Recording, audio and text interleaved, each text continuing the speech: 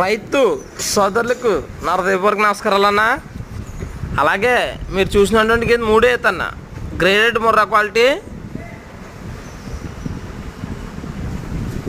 ఇప్పుడు ఎంతే 3 ఈతన్న డెలివరీ అవ్వడానికే 1 రోజులు పడుతుందన్నా.